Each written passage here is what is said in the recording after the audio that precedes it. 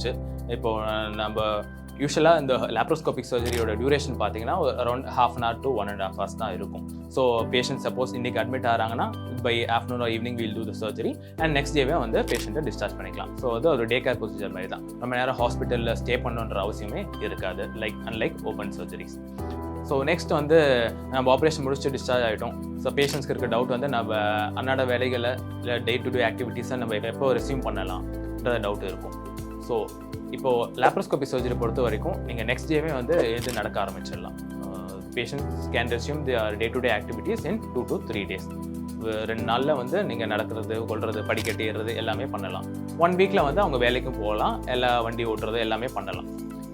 அந்த மெஷ்ஷை வந்து நம்ம உடம்போட தசையோடு வந்து சேர்றதுக்கு பார்த்தீங்கன்னா அரௌண்ட் 3 months ஆகும். ஸோ அது வரைக்கும் மட்டும் நம்ம எதுவும் ஸ்ட்ரென்வஸான ரொம்ப ஹெவி வெயிட் எக்ஸசைஸ்லாம் எதுவும் பண்ண வேண்டாம். மூட்டை தூக்குறதோ இல்லை வந்து வயிற்றில் திம் கட்டி ப்ரெஷர் கொடுக்குறதோ அதை மட்டும் எதுவும் பண்ணாமல் இருந்தால் போதும். பட் ஓப்பன் சர்ஜரி பொறுத்த வரைக்கும் பார்த்தீங்கன்னா அந்த ஹீலிங் டைம் கொஞ்சம் டிலே ஆகும். ஸோ அதனால் ஒரு 6 months வரைக்கும் நம்ம அதை பண்ணக்கூடாதுன்றத பேஷண்ட்ஸ்க்கு அட்வைஸ் பண்ணுவோம். இப்போது டிஸ்சார்ஜ் ஆனதுக்கப்புறம் சார் எனக்கு நான் என்ன டயட் சாப்பிட்றது, நம்ம ஹர்னியா திரும்பி வராமல் இருக்கிறது என்ன பண்ணலாம், அதுக்கு என்னென்ன ப்ரிகாஷன்ஸ் எடுத்துக்கலான்ற டவுட்ஸ் நிறைய பேருக்கு இருக்கும். ஸோ டயட்டை பொறுத்த வரைக்கும் எல்லாம் வந்து சாஃப்ட் பிளாண்ட் டயட் இனிஷியலாக எடுத்துக்கோங்க. அடுத்தது ஹை ஃபைபர் டயட். எவ்வளோக்கு எவ்வளோ நார்ச்சத்து அதிகமாக எடுத்துக்கிறீங்களோ உங்களுக்கு மோஷன் அவ்வளோ ஃப்ரீயாக போகும். ஸோ மோஷன் ஃப்ரீயாக போனாலே உங்களுக்கு வந்து அந்த முக்கிறதுக்கான அந்த அவசியம் இருக்காது. ஸோ முக்காமல் மோஷன் போகணும். அது மாதிரி ரொம்ப முக்கிய யூரின் போகக்கூடாது.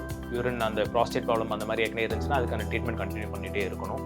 அதுமாரி போஸ்ட்-ஆப்பாக ஏதாச்சும் இரும்பல் சளி அதிகமாக வந்துச்சுனாலும் அதை ஏர்லியாக ட்ரீட் பண்ணிடணும். நிறைய பேர் வந்து ஸ்மோக்கர்ஸ் இருப்பாங்க. ஸோ ஸ்மோக்கிங் பண்ணாலும் வந்து நம்ம தசைகள் வந்து ரொம்ப வீக் ஆகும். ஸோ ஸ்மோக்கிங்கும் அவாய்ட் பண்ணிக்கணும்.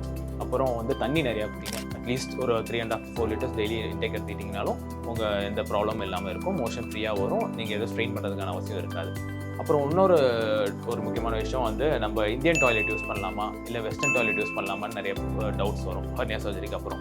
ஸோ நீங்கள் ஸ்குவாட் பண்ணுறதுனால வந்து உங்களுக்கு ஹர்னியா வந்து திரும்பி வரதுக்கான சான்சஸ்லாம் ரொம்ப கம்மி. ஸோ எந்த இதில் கம்ஃபர்டபுளாக இருக்காங்களோ they can use either Indian R western toilet. So நீங்கள் மெயின் இஷ்யூஸ் என்னென்னா நீங்கள் எதுலேயுமே வந்து ஸ்ட்ரெயின் பண்ணக்கூடாது. ஸோ ஸ்ட்ரெயின் பண்ணாமல் எது பண்ணாலும் வந்து it will not lead to recurrence.